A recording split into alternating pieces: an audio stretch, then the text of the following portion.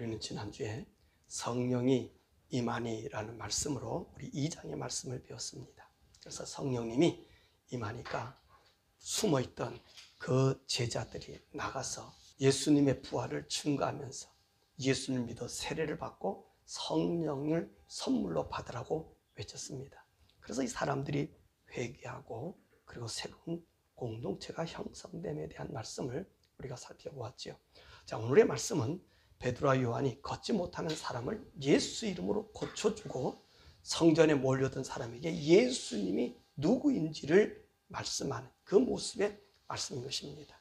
자, 오늘 전체적인 내용을 보면 베드로와 요한이 제9시에 자기의 기도 시간에 아마 성전에 올라가게 되었습니다. 근데 이 성전 미묘라는 곳에는 나면서부터 한 번도 걸어지 못한 옛날 말하면 안진뱅이 분이 거기에 있었습니다. 그래서 이 안진뱅이를 매일 사람들이 데려다가 거기다 앉혀놓고 그 사람들에게 구걸하게 만든 것입니다. 자, 그날도 이 안진뱅이 거지가 베드로와 요한이 지나가는 것을 보고 구걸을 하게 되지요.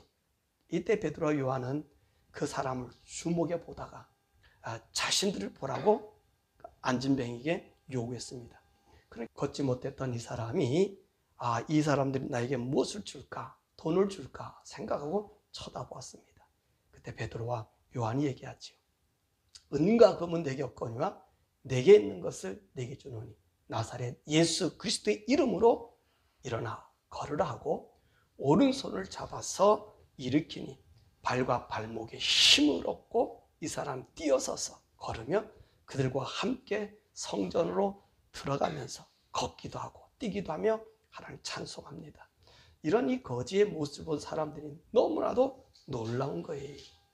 한 번도 걷지 못했던 이 안진뱅이 이 거지가 이 베드로와 요한과 함께 뛰면서 하나님을 찬양하면서 자기가 났음을 이야기한 것이지요.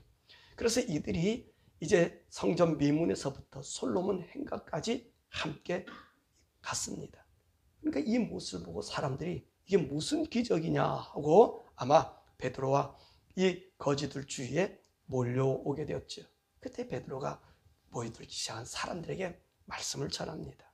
이스라엘 사람들아, 왜 이렇게 놀라느냐? 우리의 개인의 권능과 경건으로 이 사람을 걷게 한 것처럼 왜 우리를 주목하여 보는가? 아브라함과 이삭과 야곱의 하나님이고 우리 조상의 하나님이 그의 종 예수를 영화롭게 하였고 그 예수를 너희가 넘겨주고 빌라도가 놓아지기를 그렇게 결심했지만 너희가 그 앞에서 그를 거부하였고 오히려 거룩한 예수를 죽게 하고 살인한 사람을 놓아 주기로 해서 너희들이 생명의 구주를 죽였다고 말씀하십니다.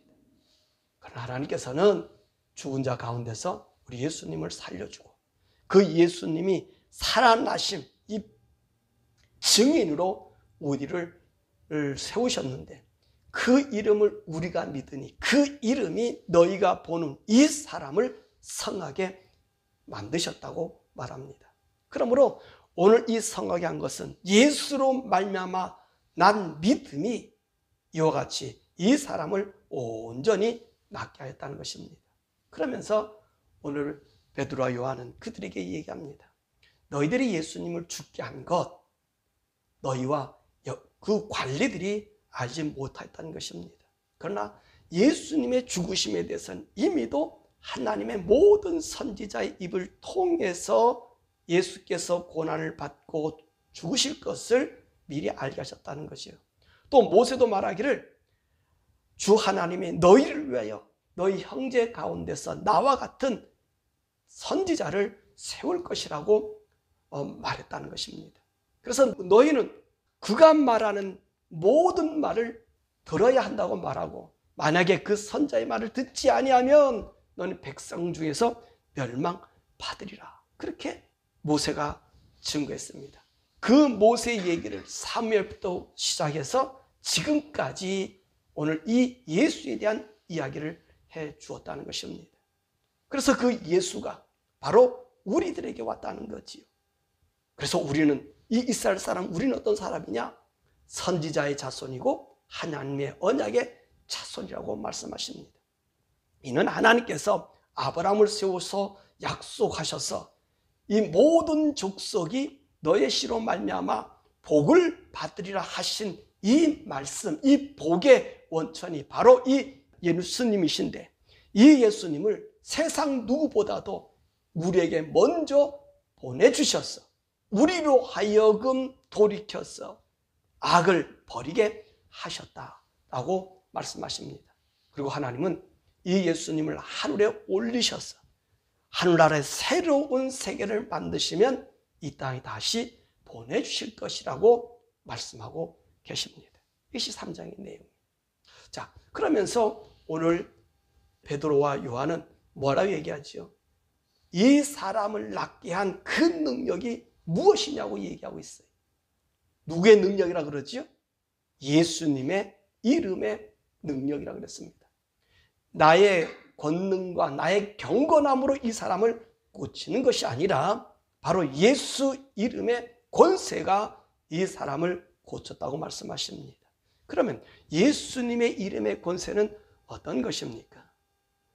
예수님의 권세는 그분 이름 자체에 있습니다. 우리는 예수님 부를 때 항상 쓰는 말이 있습니다. 뭐를 붙이죠? 오늘도 여기서 얘기한 것처럼 나사렛 예수 또는 그리스도라고 말합니다. 나사렛 예수라고 하는 이 말은, 이 나사렛이라는 말은 예수님이 자란 동네입니다.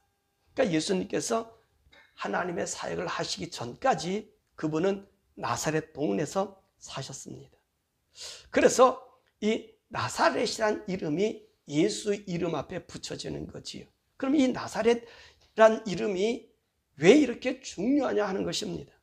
사실 예수님 당시 때는요, 이 예수라고 하는 이름이 참으로 흔했습니다. 왜냐하면 이들이 오랜 세월 동안 이방의 식민지 상태로 놓여 있지 않았습니까? 그러니까 그 식민지 상황에서 자신들을 구해줄 메시아를 기다렸습니다. 그래서 그 희망이 바로 예수라는 이름이에요. 그래서 그 사람들이 그 희망의 노래를 예수 예수 하면서 기다리고 있었던 것입니다. 그런데 그 많은 예수 가운데 그 당시에 또 내려오면서 이 나사렛에서 예수, 참 그들의 메시아가 나온 것입니다. 바로 우리 예수님이시지요. 이 메시아 예수님과 일반 예수를 구분하기 위해서 우리가 예수님의 이름을 붙일 때 사실 나사렛이란 지명을 넣어서 예수님을 부르십니다. 그래서 베드로와 요한이 오늘 나면서부터 걷지 못한 사람에게 뭐라고 말하지요? 6절에 그러잖아요. 은과 금은 내게 없지만 내게 있는 것 나사렛 예수 그리스도의 이름으로 일어나 걸으라. 그렇게 이야기했어요. 누구예요? 나사렛. 자, 이 나사렛 예수 이름으로 그들은 그 병을 고쳤다는 말씀입니다.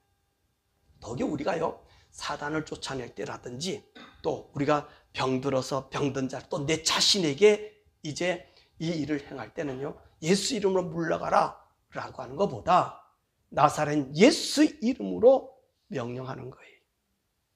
구분되어지는 거예요. 아무 예수나 부르면 사단이 이 예수도 알고 저 예수를 다 안다는 거예요. 그렇지만 나사렛 예수 이름으로 명령해서 귀신을 쫓아내고 여러분 몸에다가도 손을 놓고 병을 고칠 때는 나사렛 예수 이름으로 몸에 올려놓고 기도하는 거예요. 그러면 그 예수의 이름으로 사단이 물러가게 되는 것이고요. 그리고 그 예수 이름으로 우리가 치유함을 얻게 됩니다.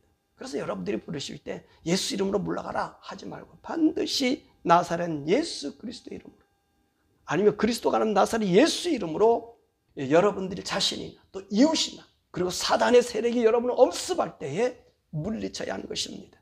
왜냐하면 이 나사렛 예수는 우리의 구원의 주요, 생명의 주요, 부활의 주요, 다시 재림하시는 재림의 주시기 때문에 그렇다는 말씀입니다.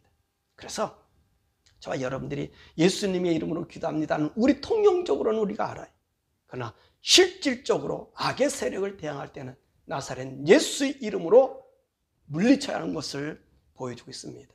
그럼 이 나사렛 예수님은 어떤 분이신가? 22절과 23절에 말하고 있습니다.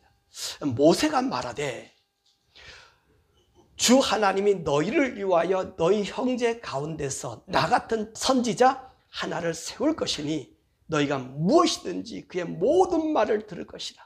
누구든지 그 선지자의 말을 듣지 아니하는 자는 백성 중에서 멸망을 받으리라. 여기서 모세와 같은 선지자라고 말합니다. 그럼 모세와 같다는 말이죠. 그러니까 모세와 같이 어떤 일을 해요? 이런 일을 한다는 거예요. 그러니까 모세가 어떤 일을 했습니까? 물론 이스라엘 백성을 인도했죠. 일구고 나왔지요. 죽음의 자리에서, 종의 자리에서 자유의 나라로 불러 나왔지요. 그리고 이분이 하신 일이 뭐지요? 하나님의 말씀을 알려줬다는 말씀입니다. 선지자로서 하나님 그분이 말씀하고 있는 말씀을 알려주었습니다. 그래서 이 모세는요, 하나님 앞에 부름받았을 때 인간으로 부름을 받았어요. 그래서 이 인간으로서 하나님의 율법을 받아서 이스라엘 백성들에게 하나님의 뜻을 알려줬습니다. 그래서 이 모세는 인간으로서 하나님이 불러 세운 종에 불과합니다. 그러나 예수님은 인간으로 부르신 것이 아니라 하나님이 인간의 몸을 입고 오신 하나님 그분 자체이십니다. 그러므로 예수님은 하나님께 율법을 받아 우리에게 전하여 준 것이 아니라 말씀 그 자체이시기에 그분이 하시는 말씀은 곧 하나님이시라는 것입니다. 그것을 요한복음 1장 1절에 말씀하고 계시잖아요. 태초에 말씀이 계시니라. 이 말씀이 하나님과 함께 계셨으니 이 말씀이 곧 하나님이시라 라고 정의했죠. 그러므로 예수님은 율법을 세우신 분이 아니라 율법을 주신 분이요, 율법의 뜻을 완전케 하시는 분이신 것입니다. 그러므로 모세는 이런 예수님의 말을 듣지 않으면 뭐라고 말씀하시지요? 너희는 그 백성 중에서 멸망을 받게 된다라고 말씀하십니다. 왜 그럴까요? 그렇잖아요. 성경 말씀, 율법의 말씀 그 자체가 누구지요? 예수님이시기 때문에. 예수님의 말씀을 듣지 않는 것은 하나님의 말씀을 거절하는 것이기 되기 때문에 이것이 사망인 것입니다. 그래서 예수님께서 말씀하셨죠. 요한복음 3장 18절에 나를 믿는 자는 영생을 얻었고 나를 믿지 않는 자는 벌써 심판을 받았다고 말씀하신 것입니다. 그래서 모세는 이 예수님 오시면 반드시 그 예수님의 말씀을 들어야 한다고 한 것입니다. 그러면 예수님 왜 유대인으로 오시는가라는 것입니다. 이것은요, 아브라함과의 약속으로 이스라엘을 통하여 만국이, 모든 족속이 복을 받기 때문이라는 것입니다. 그러면 하나님은 아브라함을 부른 이유가 무엇이죠? 창세기 12장에 그 말씀을 하고 있잖아요. 다른 한 가지 뭡니까? 너로 말미암아 만국이 복을 받게 하려 함이라.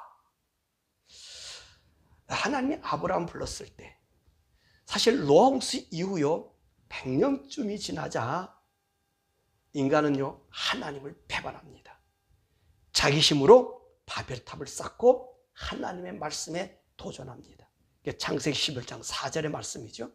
우리가 이 탑을 하늘까지 닿아서 우리의 이름을 내고 온 지면의 흩어짐을 면하자 하면서 이들이 힘을 합해서 바벨탑을 만든 것입니다. 근데 하나님께서는요 노아와 그 아들들에게 뭐라고 말씀하셨죠? 창세기 9장 7절의 말씀 보면 너희는 생육하고 번성하며 땅에 가득하여 그 중에서 번성하라 이렇게 명령했습니다. 그런데 시날 평지 바벨 평지에 모였던 이 노아의 자손은요 한 100년쯤 되어서 이 말씀 어기고 자신의 힘들을 과시하는 탑을 쌓은 것입니다. 그래서 이들이 뭐라고 말했죠? 우리가 온 지면에 흩어짐을 면하자. 이는요 하나님 말씀을 거역한 행위입니다. 또한 이들이 이렇게 하는 것이 어떤 일이라고 그랬습니까? 우리들의 이름을 내는 행위로 하나님을 도전하는 것입니다. 물론 이들이요 탑을 쌓아서 진짜 하늘 높이까지 단 것은 아닙니다. 이들이 흩어질 면하자이기 때문에 이곳에 머물면서 탑을 쌓으며 자자손손이 이 안에 있기를 원했던 것입니다. 그래서 하나님 뭐라 말씀하세요? 이들이 하늘이 험악하다는 거예요. 그래서 하나님은 이들을 흩으시기로 결심하셔서 벨렉 때에 오늘 같은 이 땅을, 이 지구를 5대양 6대조로 찢어버리신 거예요. 그래서 강제로 이들을 흩어놓은 것입니다. 하지만 이들이 흩어진 곳에서요, 하나님을 섬겼을까요? 아닙니다. 우상을 만들고 우상을 경배했습니다. 그러자 하나님은요, 노아가 죽던 해 아브라함 나이가 한 58세인 홍수 한 350년에 아브라함을 갈대아 우르에서 불러서 75세에는 가나안에 정착시키면서 온 주신 말씀이 너를 통해서 만국이 복을 받게 할 것이다. 왜 그랬을까요? 하나님이 모든 인생들 중에 이 아브라함을 통해서 하나님의 말씀을 심고 하나님의 선민으로서 온 세상에 하나님을 알리기 위함이었다는 것입니다. 그래서 예수님은 이 아브라함의 자손으로 이 땅에 오셔서 하나님의 약속하심이 얼마나 지구하고 변함없으시며 모든 세대를 통해서 하나님을 나타내 보이려고 한 것입니다. 그러므로 우리 예수님은 이스라엘 백성 중에 태어나셔야 하고 하나님은 그분이 이 땅 모든 족속에 대한 하나님의 구원을 예수를 통해서 나타내신 것입니다. 그러면 왜 예수 이름으로 제사함을 얻고 구원을 받습니까? 구약에서든 모든 종교에서든 제사함을 받는다는 것은 반드시 무엇이 필요하죠? 재물이 있어야 됩니다. 이스라엘이나 다른 나라 사람들이나 할 것 없이 양을 잡든 소를 잡든 짐승을 잡습니다. 염소를 잡고 돼지도 잡습니다. 그것으로 제사를 지내요. 어떤 이방인들은요, 자기들이 이 신께 바치는 제물은 심지어 자신들의 자식까지 바쳐 드립니다. 그러므로 이들은 이 제사에는 반드시 제물로서만 모든 자가 인식하는 것은 죄 용서 받는다는 것입니다. 그런데 예수님이 오시고 나서는 더 이상 제물이 소용이 없습니다. 왜냐하면 그분 자체가 제물이 되셨기 때문에 그렇습니다. 우리 모든 인간의 죄를 짊어지고 죽으셨기 때문에 신이 인간의 죄를 뒤집으시고 죽은 것입니다. 그러니 이제 신에게 드리는 제사에 무슨 제물이 필요 있겠냐는 것입니다. 사실 하나님께서 왜 이스라엘 백성에게 이 제사 제도를 줬을까요? 앞으로 모든 인생들이 이 제사 없이 예수 이름으로만 죄 용서 받는 길을 보여주시기 위해서입니다. 왜냐하면 아까도 얘기했잖아요. 모세가 뭐라고 얘기하면 나와 같은 선자를 일으킨다는 거예요. 근데 그 말을 들으라는 거지요. 근데 모세가 지금 이들에게 주는 말씀은 어떤 말씀이에요? 율법이에요. 짐승을 잡는 예표예요. 근데 앞으로는 어떻습니까? 짐승이 소용없다 말이지요. 짐승으로 잡아서 죄 용서 받게 하는 것이 아니라는 것입니다. 왜냐하면 이 짐승을 잡아가지고 죄 용서 의식을 하다 보니 인간들이 어떻습니까? 타락으로 가요. 더욱이 하나님의 백성이라고 하는 이 유대인들에게 제물로 바치는 제사를 계속 드렸잖아요. 이방인과 다른 게 뭐가 있어요? 오히려 이방인들의 신들과 융통하고 통용하는 그 일이 더 행해가지 않았습니까? 그렇잖아요. 솔로몬 성전, 그 위대하게 하나의 성전을 지어놨더니 5만 가지 신들이 다 들어왔어요. 인간을 더욱더 죄와 우상으로 끌고 가는 죄의 심화가 된다는 말씀입니다. 제물로로 우리 인생을, 죄를 이길 수가 없어요. 오히려 더 죄악으로 끌고 가니까 하나님이 인간을 위한 그분 자신이 제물이 되어서 제사를 없이 한 거예요. 짐승의 죽임을 없이 한 거예요. 그래서 예수님을 십자가에 죽으심으로 짐승과 제사를 없이 하시고 예수 이름 속에 모든 것을 다 포함시킨 것입니다. 그러니까 보세요. 제사를 받아야 할 분이 자신이 제물이 되셨기 때문에 이보다 더 완전한 제물이 어디 있습니까? 이보다 완전한 제사가 어디 있습니까? 그래서 우리가 이 예수님의 이름으로 우리의 죄를 아뢰면 이미도 우리의 죄를 위하여 죽으신 예수님께서 용서하시고 죄 없다고 인정해 주셔서 하나님의 의로움을 우리에게 입혀주시는 것입니다. 그러므로 우리 예수님의 이름은 우리의 온전한 제물이요 죄 용서의 능력이요 하나님의 영광을 드러내는 구원의 능력이 되는 것입니다. 그래서 예수님의 제자들은 바로 이 예수님의 이름을 말씀하고 있는 것입니다. 더욱이 예수님의 이름에는요 하나님의 권능이 나타납니다. 예수님의 이름은 단순한 죄 용서가 아니라는 것입니다. 우리를 치유하는 능력이 함께 있습니다. 구약의 제사는요 개인의 질병을 고치지 못해요. 우리가 질병이 나타나면 제사장은 어떻게 하죠? 판결하고 격리해요. 그 처방이 뭐냐? 나섰느냐 안 나섰느냐 그걸 판단해 주는 거예요. 그러니까 예수님 당시에도 어떤 일이 생겨요? 안식일에 병을 고쳐서 안 된다고 이야기한 이유가 뭡니까? 병을 고치는 것이 아니라 병을 감시하고 하는 거예요. 그러나 우리 예수님은 우리의 모든 질고와 아픈 것을 짊어지셨다고 선언하고 계십니다. 그래서 오늘 본문의 말씀 보면 나면서 걷지 못한 자를 고쳐주신 거예요. 왜? 예수 이름으로 기도하면 우리의 병도 고침을 받을 수 있음을 보여주고 있다는 것입니다. 그렇습니다. 우리가 예수 이름엔 권능이 있습니다. 우리의 병도 고칠 뿐만 아니라 때로는 자연도 우리의 기도에 우리의 명령에 순종하는 것을 볼 수 있습니다. 왜 그렇을까요? 예수 이름이 바로 하나님 그분 자신이기 때문에 그렇다는 것입니다. 그래서 오늘 베드로는 뭐라고 얘기하죠? 오늘 이 안진뱅이를 고친 것은 우리의 권능과 경건으로 된 것이라고 생각하느냐? 아니다. 바로 예수 이름으로 인하여 나타난 것이라고 증거한 것입니다. 그러므로 이제 예수 이름을 믿는 그 믿음이 우리의 모든 제사와 하나님의 능력을 얻는 비결임을 선언한 것입니다. 그럼 이 예수님을 믿는 믿음이란 뭐지요? 단순히 입으로 믿는다 해서 믿음이 있다라고 하는 것은 아닙니다.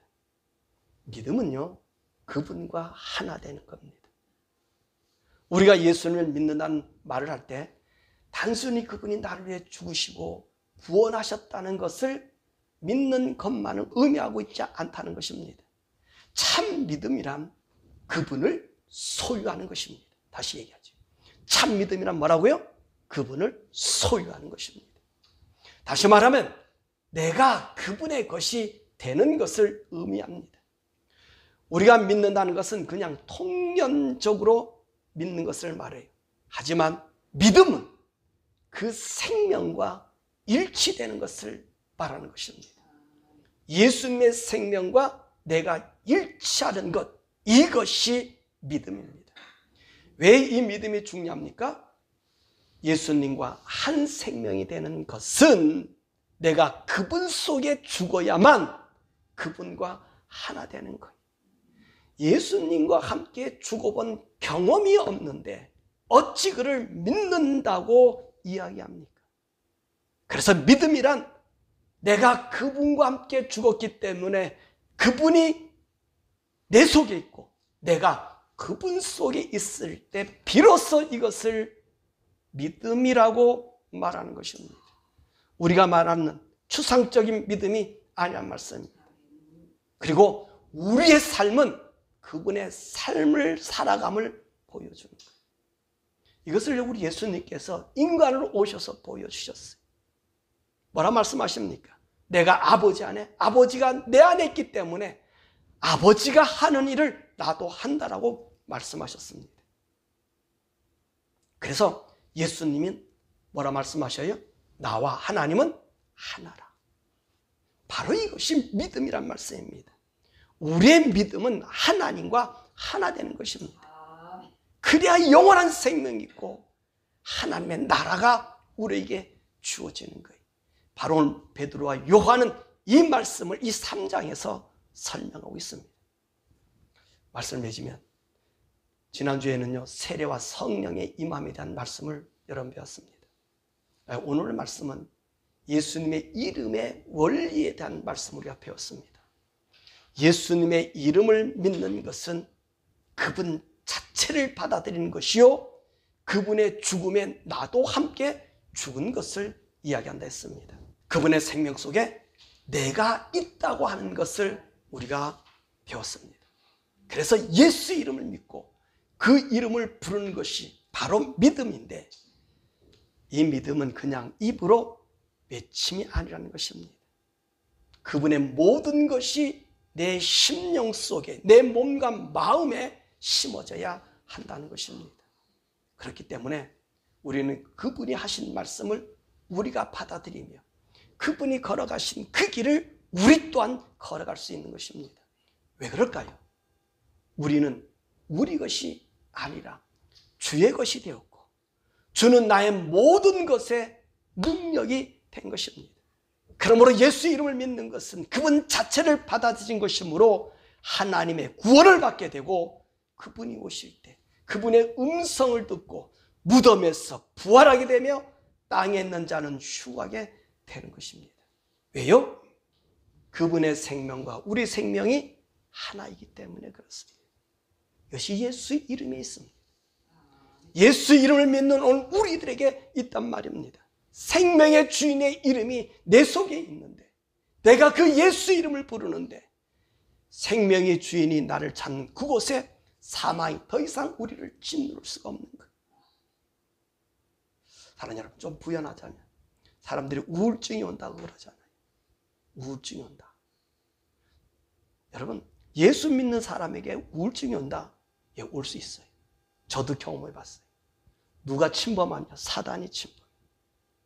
우울증? 여러분, 나사렛 예수 이름으로 명하여 퇴치하십시오. 우울증은 사라져. 해보세요. 왜 여러분 정말 여러분들이 예수 안에 있고 예수 이름 속에서 거한다면 여러분들의 질병을 퇴치하세요. 내 생명은 내 하나님께 주어져서, 만약에 내가 그 이름 안 한다면 그분은 나를, 그 생명 연한까지 나를 살려가는 거예요. 두려워할 것 없어요. 이름으로 한번 해보세요. 우울증이 온다. 나도 모르게 자꾸 나락에 떨어지고 아무것도 만나기 싫고 뭐 이렇게 막 쌓인다. 거기 사단이 장난하는 거예요. 우리는 하나님 아들의 새 생명을 가진 자들, 하늘의 권세 능력을 가진 자들, 나사렛 예수 이름으로 한번 여러 물리쳐 보십시오. 그 이름을 의지해서 물리쳐 보십시오. 우울증은 없어요. 우울증 약 먹고 약으로 되는 거 아니에요. 물론 어느 정도는 도와주겠지요. 근데 회복이 안 돼. 힘들어요. 계속 약이 축적돼서 기분 전환되나? 그러나 나사렛 예수 이름으로 불러보십시오. 그러면 이 우울증이 떠나갈 때 어떤지 아세요? 제가 경험해 보니까 검은 연기가 떠나가더라고요. 이 사단의 세력의 검은 것이 떠나가는 거예요. 검은 것이. 그러면서 힘이 생겨요. 용기가 생겨요. 사랑하는 여러분, 우울증을 앓는다, 공황장애를 앓는다, 예수 믿는 사람이라면, 그 예수가 여러분의 구주라면 나사렛 예수 그리스도의 이름으로 명하십시오. 물리치십시오. 사단은 여러분에게서 떠나가게 될 것입니다. 이것이 예수 믿는 우리의 특권이요 권세요 능력의 힘이요. 이 힘을 여러분 생애 동안에 발휘하면서 그분의 능력을 찬양하면서, 오늘 이 안전뱅이가 하나님을 찬양했던 것처럼 주님을 찬양하는 일생의 삶의 길을 주님의 이름으로 축원합니다.